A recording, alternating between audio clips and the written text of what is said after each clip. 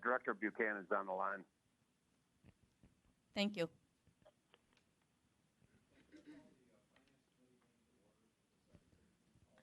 Director, your microphone is not. Pardon? Okay, thank you. I guess Sorry. it wasn't on. I'm sorry. Would the secretary please call the roll? Director Anderson? Here. Director Buchanan? Here. Director Colson? Here. Director DeWitt? Here. Director Lewis? Here. Director Melvin? Director Troiani? Here. Director McGallis? Here. We have a committee quorum of 7 present with 1 absent, 4 of which are participating via telephone, having completed the requisite paperwork.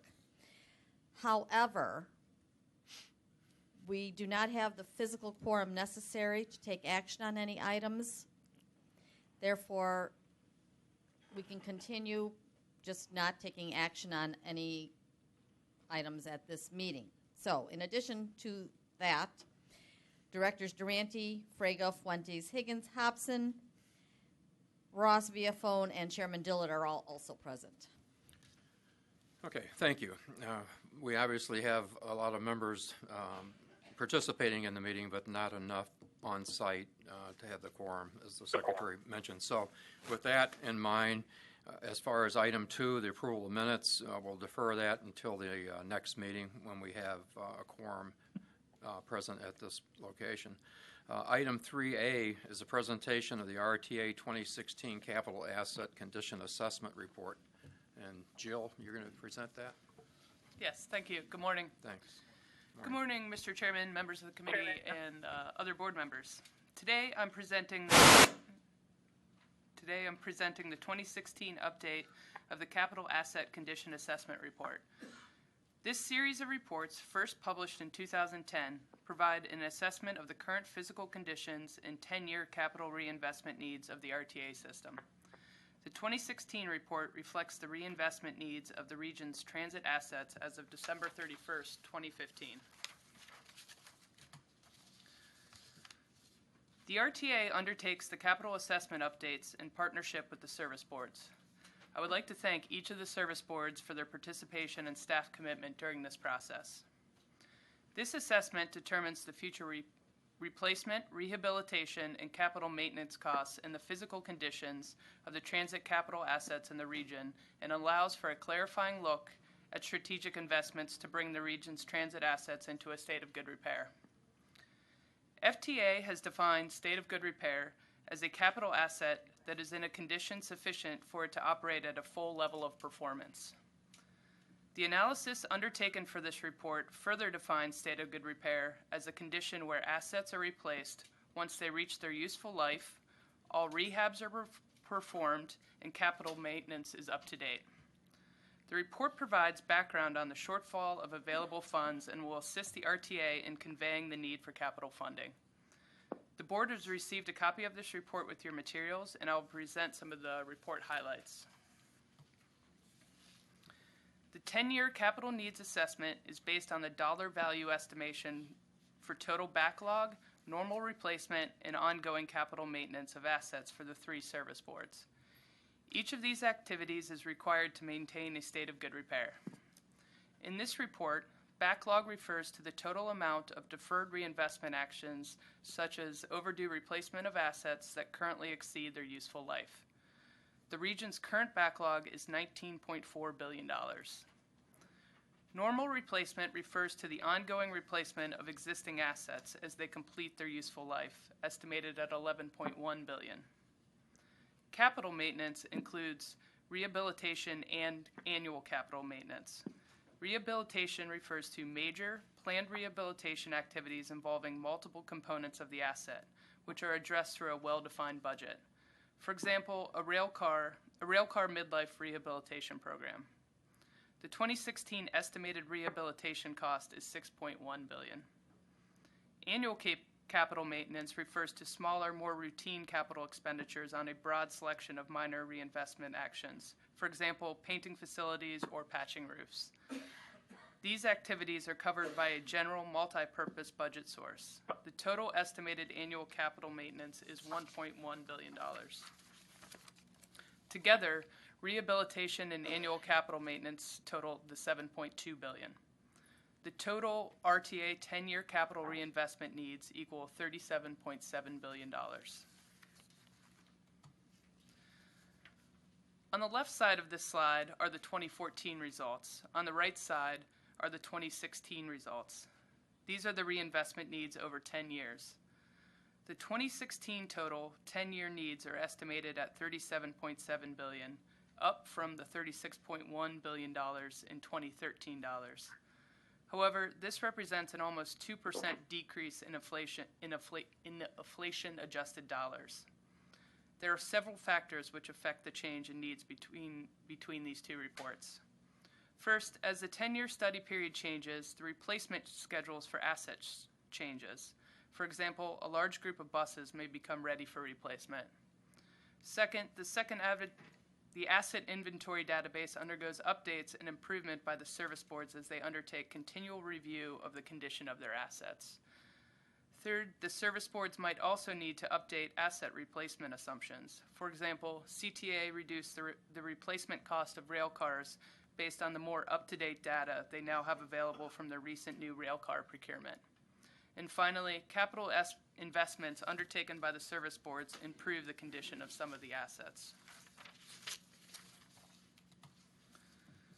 According to the report, CTA has a total 10-year reinvestment need of $23.1 billion, representing 61.2% of the region's needs. This amount includes a $12.5 billion backlog and a $10.6 billion in future normal capital reinvestment needs, including replacement of vehicles, stations, facilities, and tracks and structure. Metra's 10-year reinvestment needs are $12 billion, with $6.1 billion in backlog and $5.9 billion in normal capital reinvestment, most of which includes deferred bridge and vehicle replacements and rehabilitations. Metra's needs represent 31.9% of the region's needs.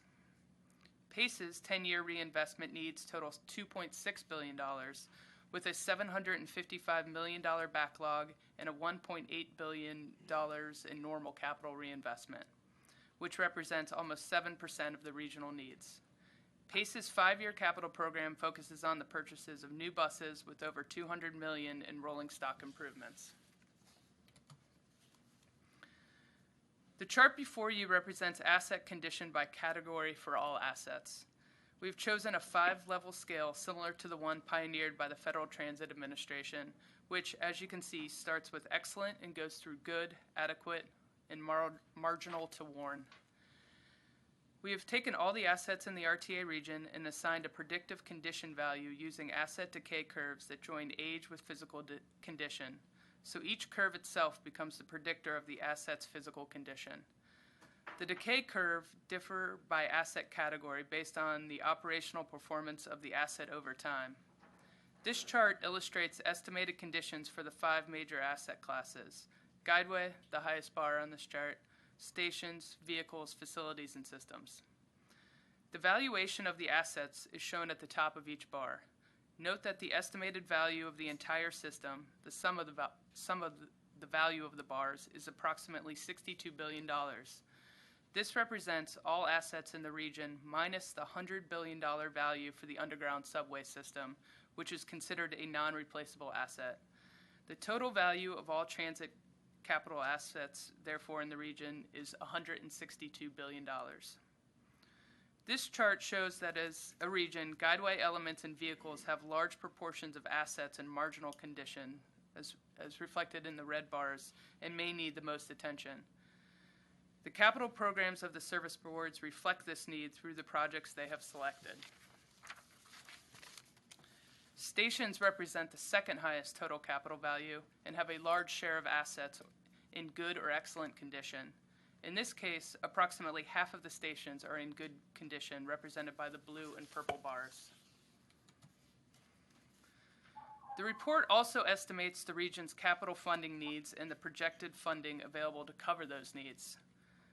This figure indicates the level of investment required to attain specific investment targets and the gap between the required and expected funding. To handle only ongoing investment and prevent the backlog from growing requires an estimated $1.5 billion in annual expenditures, as shown by the first bar. The third bar shows that an estimated $2.6 billion in annual reinvestment is required to attain a full state of good repair in 20 years, and that includes full elimination of the backlog. However, expected RTA regional capital funding for the next 20 years is currently projected to be an annual average of only $785 million per year. This projection does not include any Illinois state capital funding because of the current lack of a state capital program. To address the region's capital needs and maximize funding resources, the five-year 2017 to 2021 capital program includes RTA issuance of bonds up to its full bonding capacity.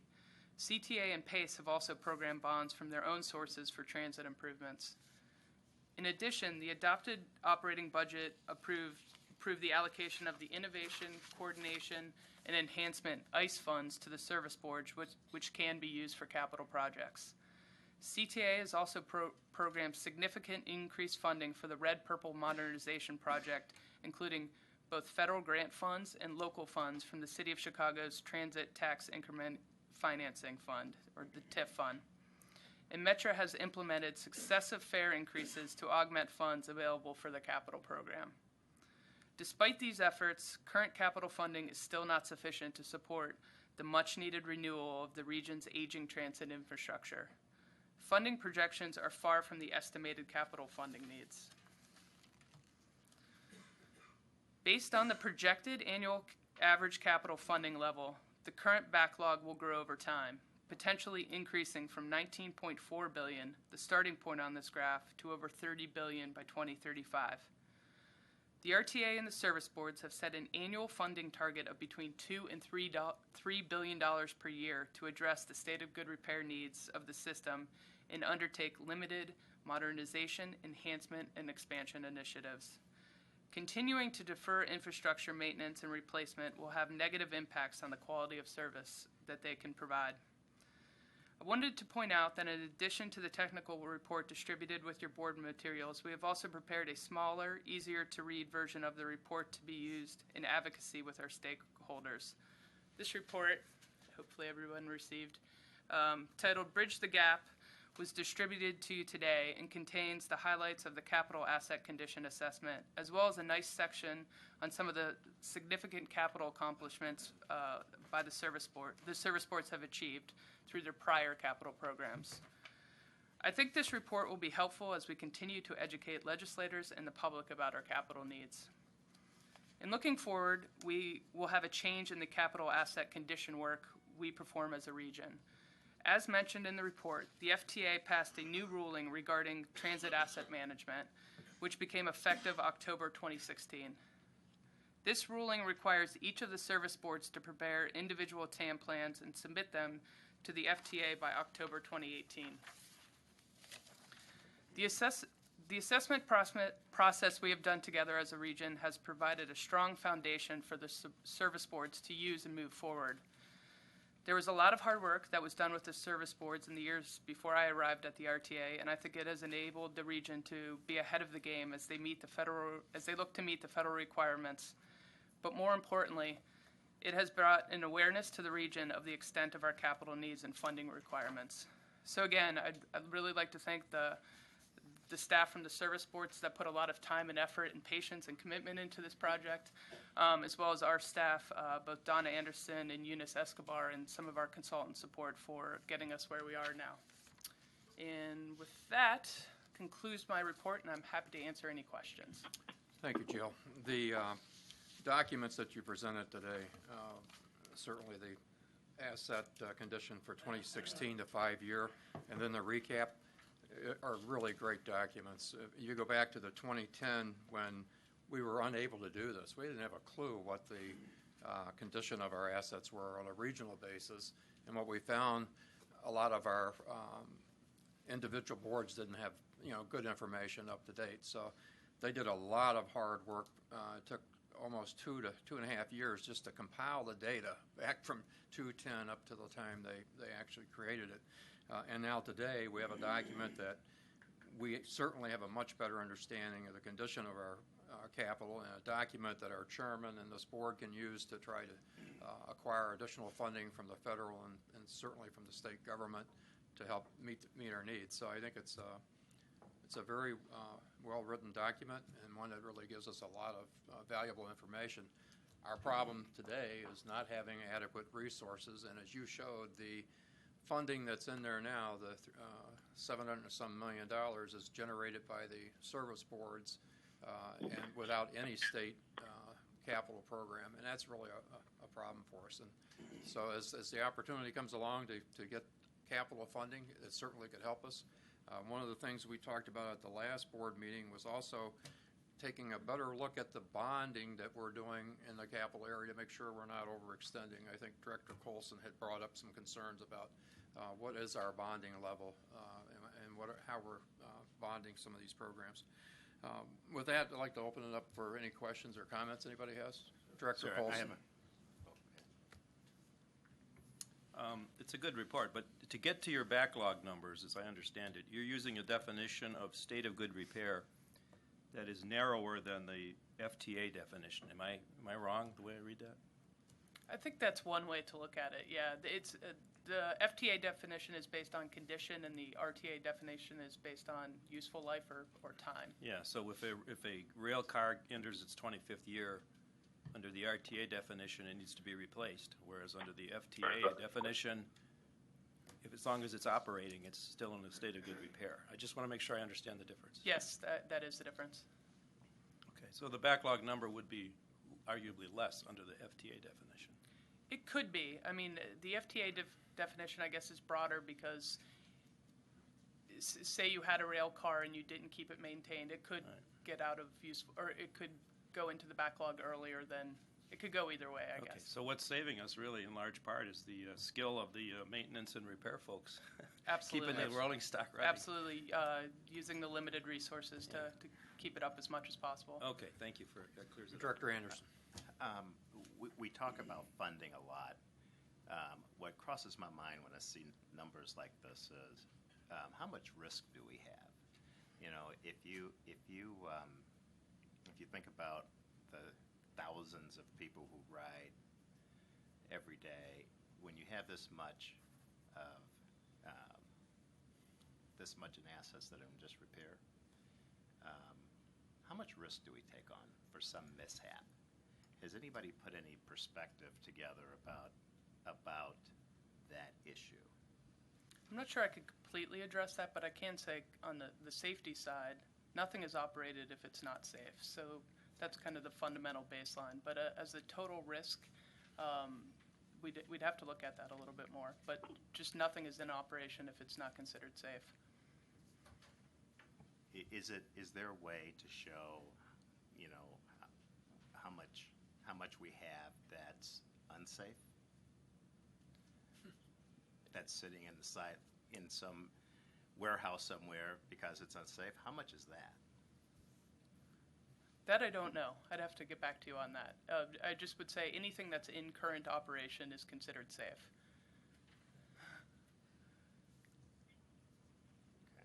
Let me look more into that, and I'll get back to you, Director Anderson. I think there's an element to this that we really need to pay attention to. You know, when you start to get the numbers like this, and I suspect, you know, if you just in the normal course of how things work, you know, you're always pushing yourself to get things to work, right? Because you need the asset in place, and I always worry about that line that's drawn about whether it's really safe or not, but you need the asset in place. You know, so I think it's worthwhile to stop and pause and think about how we evaluate safety. And when you start to get numbers escalating like that, just making sure we stop and understand what risk we're assuming every day. Okay, thank you.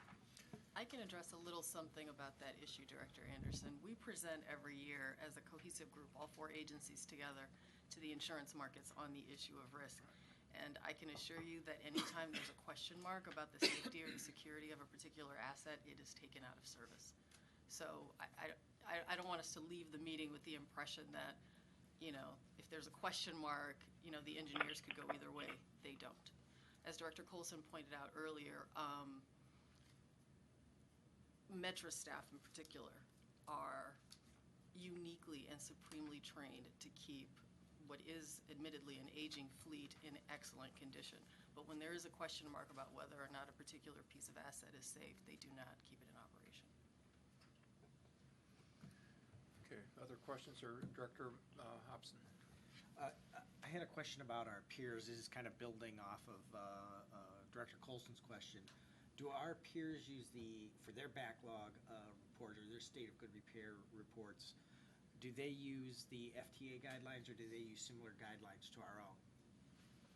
So new FTA requirements came into place last year. So our region is very much ahead of the curve on this, on doing kind of this study and research.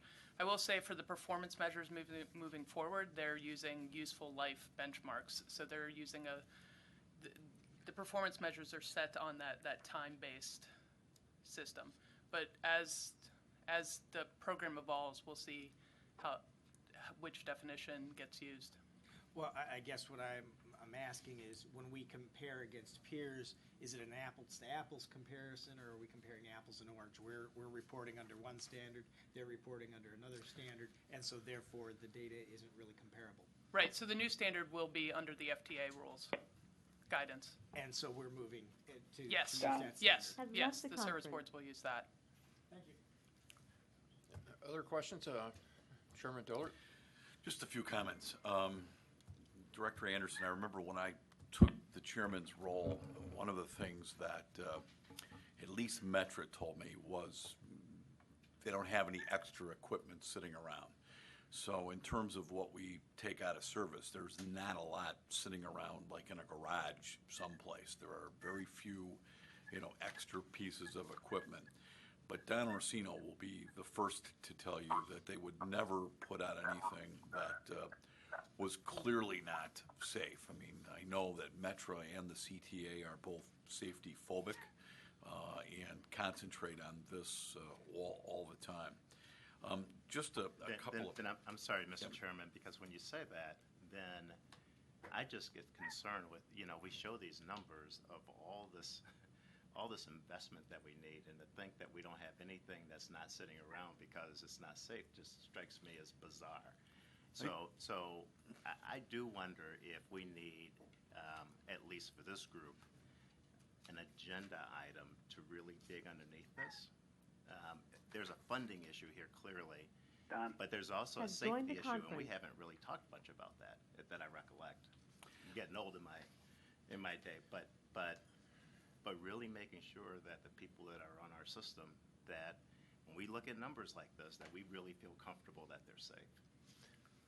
We can certainly have and add and work with the service boards to have, in the relative near future, a discussion item at our board just on, on safety. So Nadine, will you give some thought to that with Leanne? And I would have them come in. But this is a topic, Anthony, that I discuss with Dorval and with TJ, and especially with Don Orsino at Metra all the time. And we also ought to look at our numbers versus our peers with respect to incidents. I think you'll see, knock on wood, that our safety record is probably unparalleled among our peers. I just know what happens in New York. I know what is going on in Washington, and relatively we are very good. I will. But we should, I agree with that. I'm a former product liability lawyer, director, and this stuff is, on my radar screen all the time. In Lloyd's, when we make our annual pilgrimage to Lloyd's of London, they're all over this stuff and ask some very, very hard and pointed questions. I am happy that you pointed out that our maintenance crews are probably second to none in the industry.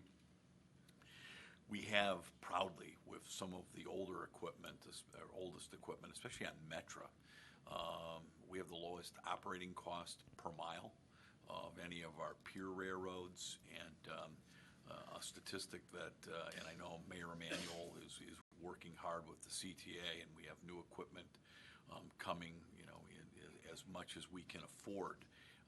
But there's a number that I've heard out there, and Jill, correct me if I'm wrong, but by these definitions, and Director Colson pointed out well that there are different ways to define this, but a quarter of our rolling stock is sometimes defined as beyond its useful life. Is that a stat that's accurate? Yes, I think you're right. And I will tell you, Director Colson, in a hearing last year before the House Transportation Appropriations Committee, there's a state legislator from the St. Louis area who works with rolling stock for a living. He's a professional. And he was astonished that we had cars that date back to the Eisenhower administration. He could not believe. And I told him it's a lot of my railroad, the Burlington Northern Santa Fe line that I run. He couldn't believe that we still had double-decker railroad cars that dated back to Eisenhower. And he goes, I want to come to Chicago. I want to meet your mechanics. I want to see this operation.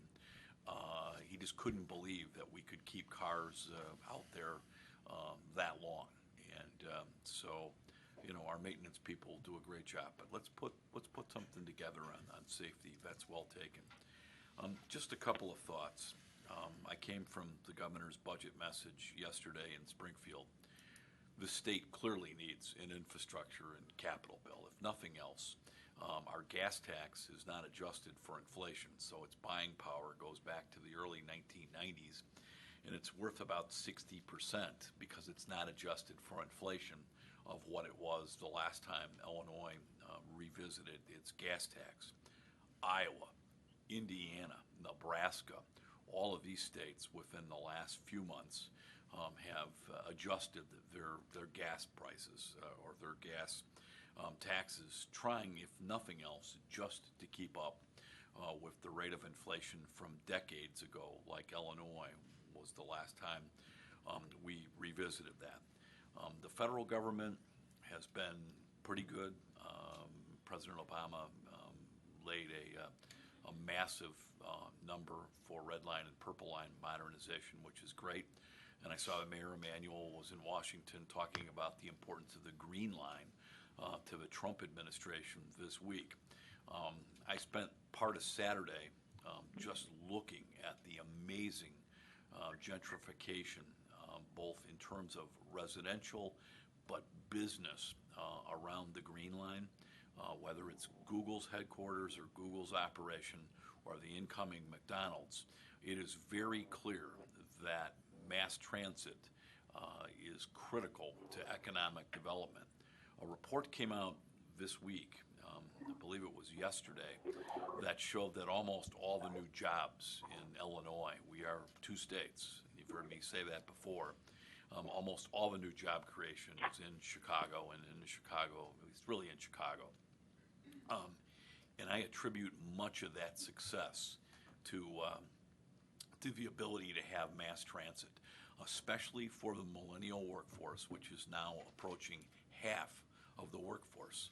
In a conference in Indianapolis with the mayor's office, this is Indianapolis, out of that conference came a comment that has resonated with me, that to try to keep millennials in your workforce without mass transit, without adequate mass transit, is like trying to sell them a phone without a camera. And if you want to create jobs and you want the economic development in the corporate headquarters, and Chicago, according to Site Selection magazine, has led the United States the last 3 years in corporate relocations, mass transit is absolutely critical to the kinds of jobs and economic development that not only the mayor, but metropolitan Chicago is trying to create. Where mass transit goes, the economy grows.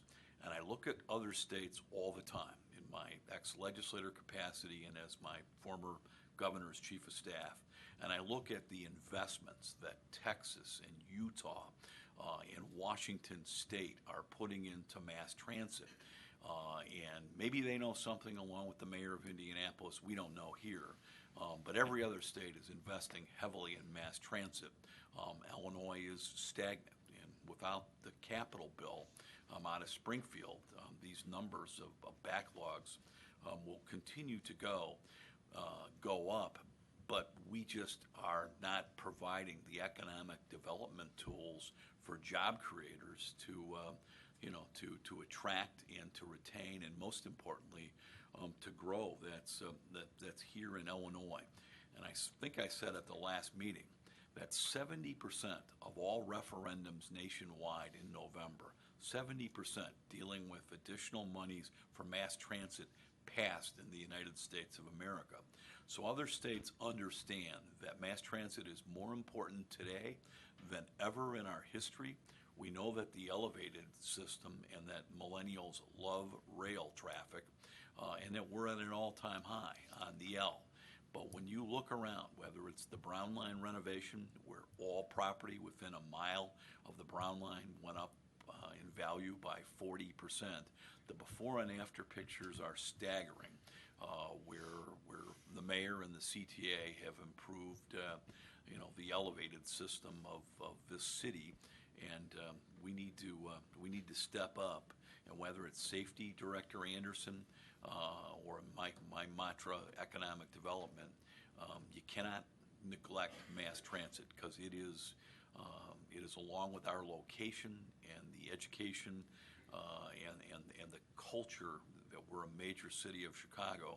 Mass transit is just critical to any economic expansion or job growth that's going on in Illinois, and you can't neglect it. So with that, I'll get off my high horse, Director McGallis, and I appreciate, I joined this board a couple of years ago, Director McGallis and all of you sort of driving the kinds of studies that Jill does, and in the audit earlier with Director Durante, the kinds of audits that Mike does on behalf of the taxpayers, but mass transit riders, and most importantly, people that want to create jobs in the state of Illinois. So, these are great studies, and Jill, this book's going, Jeremy's in Springfield right now, but this book will land on all legislators' desk and in the governor's office in Springfield. So, thank you very much.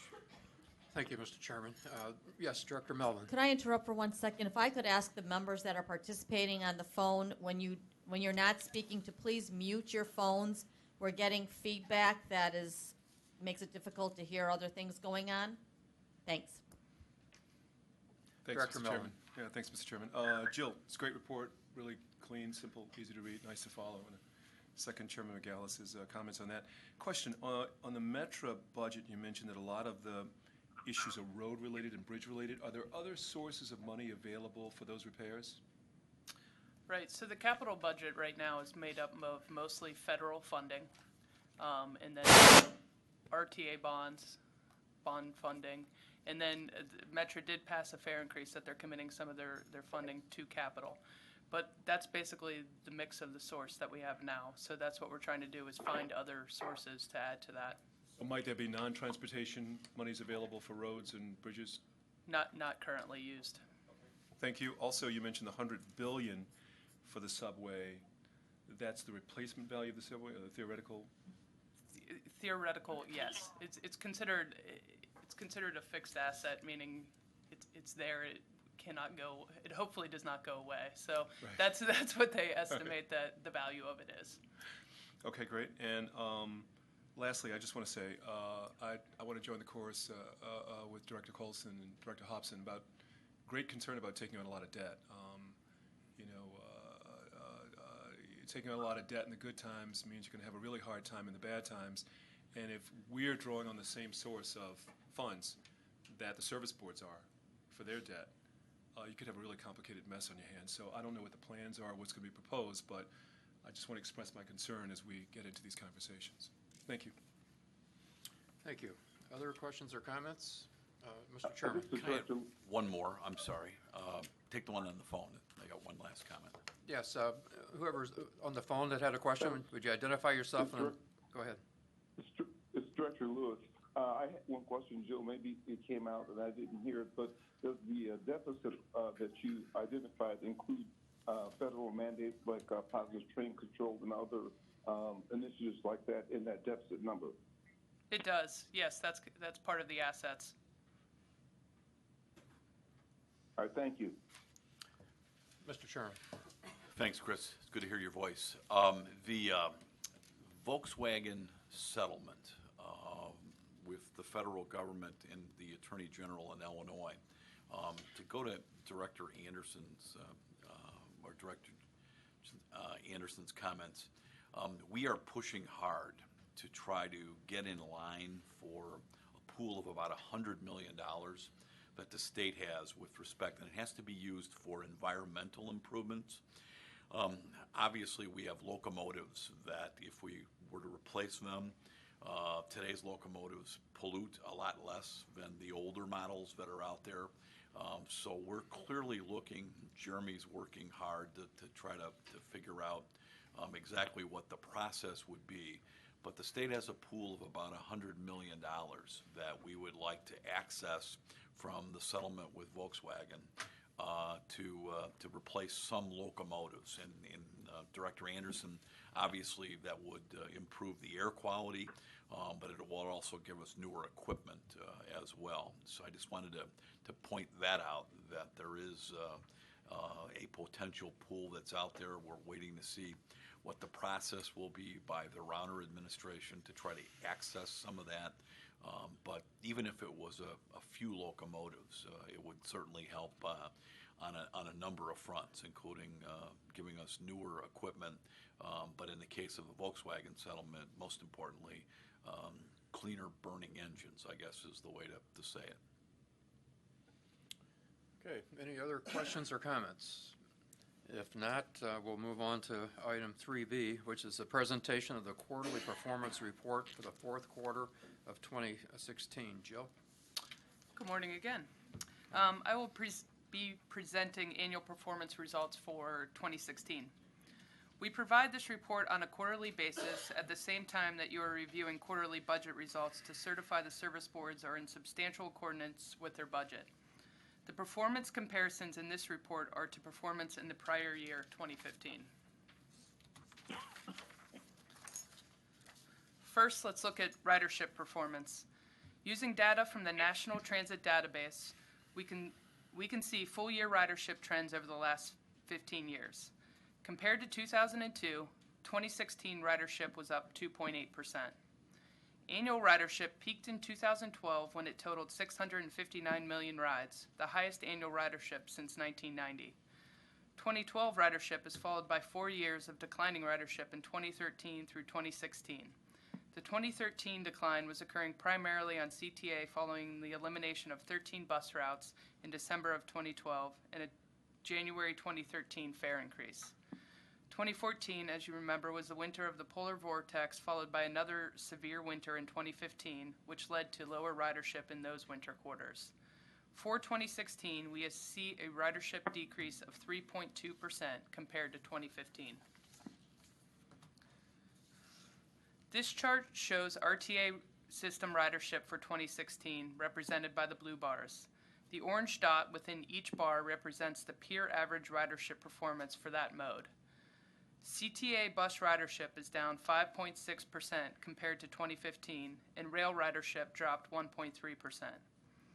Bus ridership was roughly equal to peer performance, and rail ridership, although it declined, showed much better performance in comparison to its peers and did not decline as much. Metro ridership was up 0.4%, even following the implementation of a 2% fare increase on February 1st. And equaled the peer average ridership increase. Pace Bus showed a 5.2% ridership decrease for 2016. Even with the decrease, Pace ridership is performing slightly better than its peer average of negative 5.8%. It's important for us to keep in mind that although Pace ridership has gone down, the agency has been restructuring routes in the effort to reduce transfer points for its customers. This streamlining creates fewer boardings and a decrease in the numbers of riders counted. Vanpool experienced steeper losses, ending the year 10.5% below 2015, a much steeper decline compared to its peer average of negative 2.4%. ADA paratransit decreased by 1%, while its peers increased 4.2%. This is the first time PACE ADA paratransit ridership has been down year over year. Here's a look at 2016 peer regional ridership compared to 2015.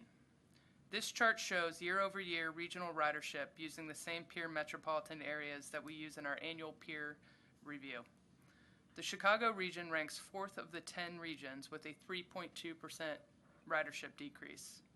Houston has the highest rate of growth at 1.9%, related to the opening of 2 new light rail lines in May 2015 and the restructuring of its bus routes to better serve those lines.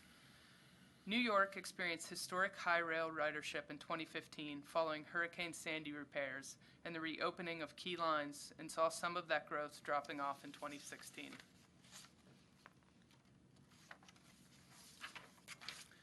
On this chart, we are looking at a few of the service and financial measures. 2016 performance has some favorable performance, shown by green arrows. We see 2 of them here, along with 4 red arrows showing unfavorable performance. There is a modest increase in vehicle revenue hours, but a slight decrease in vehicle revenue miles in the year. Regional operating costs, after being adjusted for inflation, were up 1.6%. Operating cost per vehicle revenue hour was partially offset by the increase in vehicle revenue hours, yet increased 1.2%, or $1.94. The operating cost per passenger trip was $4.28, 4.9% unfavorable compared to 2015. This results from the combination of 2 unfavorable inputs: higher operating costs and lower ridership. The fare revenue per passenger trip increased by 4 cents to $1.60, a favorable change of 2.5%. This is mostly due to the Metro fare increase. The fare recovery ratio, as shown here, reflects the ratio of fare revenue to operating expense without any credits or exclusions. A recovery ratio of 37.1% is 1 percentage point lower compared to 2015, an unfavorable result. This concludes my report, and I'm happy to answer any questions. Thank you, Joe. Ed, any questions or comments? Okay, if not, we'll move on to the last item, which is item 4A, resolution certifying the financial results for the fourth quarter 2016. And what we are going to do with this is to just defer this to the full board meeting. Anyone have any objection to that? Any of the members? If not, we'll defer that to the full meeting. At this point, motion to adjourn. Motion by Director Anderson, second by Director Melvin. All in favor, signify by saying aye. Nays? Aye. Ayes have it. Thank you.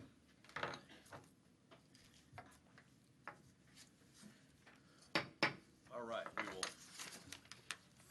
Thank you, everyone. We will move into the regular agenda, and I call this meeting of the Board of Directors